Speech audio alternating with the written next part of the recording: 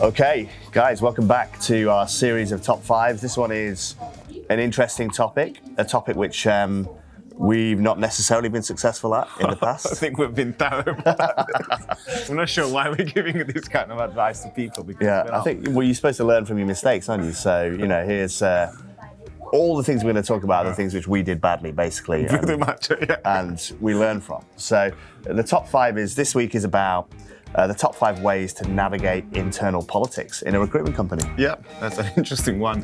What's number 1? So the number 1 is build a good internal network, okay? So I think, again, it's important that you get to know the people you're working with, and not necessarily, I think, like forging alliances and those kind of things. I don't think that would be a good thing. But I think you need to know the people, right? You need to know your boss, and especially if the company is a relatively large company. Yeah. I think you need to try to build a rapport with the people that make decisions, So the managing director and the directors of the business, especially if you're like an associate consultant or a consultant, you should try to get to know them, because at the end of the day, they're the one that make the calls, So get to know people, understand who's doing what, and try to be friends with everybody, really. Yeah, I think number 2 is, I think you should choose when you're going to speak your mind, basically.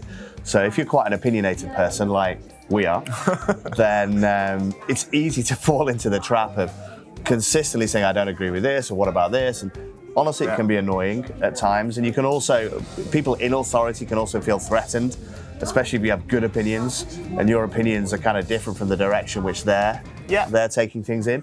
So I think you just got to pick your moments. There are times to speak up when you can have a really valid input into the business, and people will think, okay, that's insightful. That's a good point, this person's got something good to say. But you want to pick those moments carefully. Yeah, I think at the same time also, you want to sort of start to share opinions after you get to know the business a little bit, right? You know? So if you're an AC or somebody that's been in the business for like 3 weeks, it might not be the best time to start to criticize how the business is run, right? No. And also, I think, understand which kind of business you're joining, right? So if you're joining, a large international businesses with, 50 offices overseas, you're not going to change much. They're not going to change much. No. And they've done pretty well at getting to where they are. So you should respect what they're doing. And even if you have a good, idea, it just might be difficult for them to implement that type of thing simply because they're just too big, So again, just understand the dynamics as well a little bit. So the next one is handle internal conflicts calmly and in a professional manner, okay?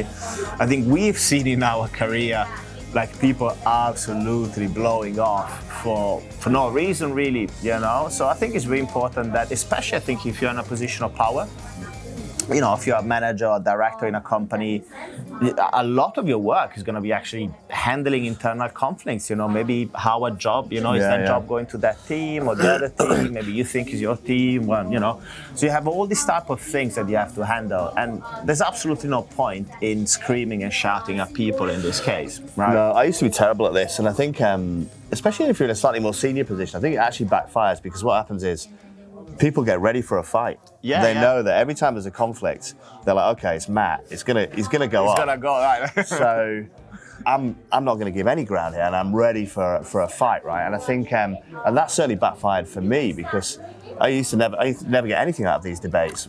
No. I did at the start when I was super aggressive, but then eventually people were ready for it. So I think you just got to deal with it calmly and logically as well. Logically, and it's linked to the first point about building alliances, trying to navigate a solution where you can both maybe get something out of it, right? And that's the best way to do it.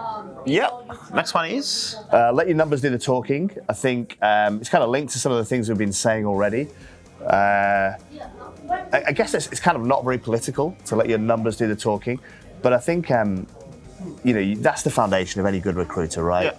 If you're successful, then you can talk a little bit, right? Yeah. Once you've had the success, once you're top of the pile, when your team's winning, then maybe you can talk up a little bit. But I think wait until you've actually had the success before you start the talk. Absolutely. The last one is company events. Okay, so we have lots of stories about this, Loads. but we probably cannot share them here, I guess. So just watch yourself for company events, okay? Like company events these days they tend to happen on Zoom, so it's certainly less dangerous. Just make sure you're wearing trousers. So it's certainly less dangerous. Yeah. Back in the days, and still at Cornerstone, we do a lot of company events, and we like to have a good time, and I think a big part of recruitment is to have fun and get along together and have a good party sometimes, right? So watch yourself for company events, so make sure you don't drink too much, make sure you're not inappropriate, towards other members of staff. Don't get into drunken arguments with your colleagues. I've seen some shockers over the years, right? Because it comes back to bite you, and then you've got to go back to work on the Monday or whatever the next day is, and full of shame, eating humble pie. So, and with your reputation damaged, quite frankly, people. If there's a big story and you're part of a big scene at a company event, those stories stick around for years. So it just, it damages your reputation for sure. Yeah, especially again, if you're in a position of power, right? Yeah. The higher you go, the more professional you should be at these company events, which doesn't mean you cannot have a good time. You can have a good time just within reason and, always be professional, right?